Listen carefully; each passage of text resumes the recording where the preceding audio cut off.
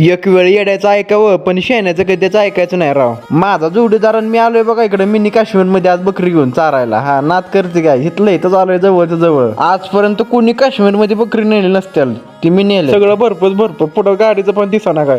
इथं आपला मस्त पैकी वाडा बसलाय बघा काश्मीर मध्ये.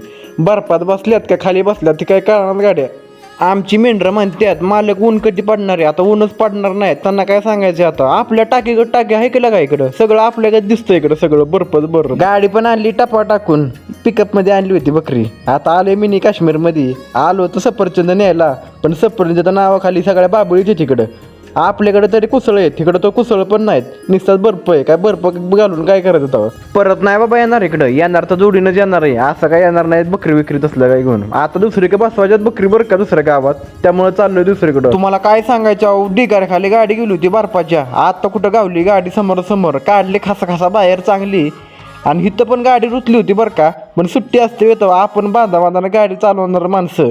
काढली काना गाडी बाहेर आणि काय चांगली जिरली माझी. आता परत काय येणार नाही इकडे बरं का. आणि तुम्हाला व्हिडिओ आपली कशी वाटली ती कमेंट करून नक्की सांगा. आणि तेवढं जाता आता फॉलो करून जावं की राव. तसा हा व्हिडिओ आयफोन मध्ये करतात, तरी सुद्धा मी अँड्रॉइड मध्ये एडिट केलाय. कसा वाटला ते कमेंट करून नक्की सांगा.